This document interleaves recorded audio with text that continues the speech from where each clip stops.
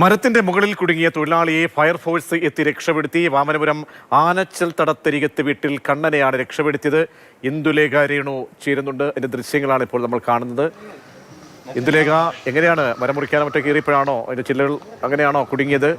ഇത്ര നേരം മരത്തിന്റെ മുകളിൽ ഇരിക്കേണ്ടി വന്നു, രക്ഷപ്പെടുത്തി താഴേക്ക് ഇറക്കിയോ ഫയർഫോഴ്സ്?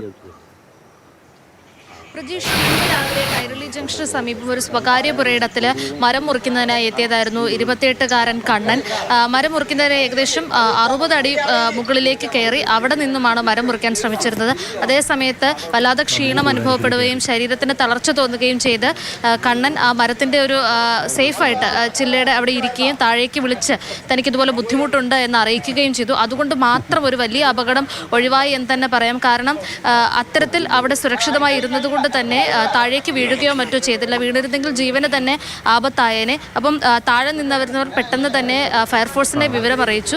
ഫയർഫോഴ്സ് വേഗത്തിൽ തന്നെ സ്ഥലത്തെത്തി കണ്ണനെ അവിടെ നിന്ന് രക്ഷപ്പെടുത്തുകയായിരുന്നു. പ്രഷർ കുറഞ്ഞതാവാം ഇത്തരത്തിലൊരു ക്ഷീണം ഉണ്ടാവാൻ കാരണമെന്നാണ് നിലവിൽ ഫയർഫോഴ്സ് പറയുന്നത്. പ്രജീഷ്, ശരി, ഇന്ദുലേഖയാണ് വിവരം നൽകിയത്. ആശ്വാസമായി മരത്തിൽ കുടുങ്ങിയ ആളെ പിന്നീട് താഴേക്ക് ഇറക്കി ദൗത്യം പൂർത്തിയാക്കി.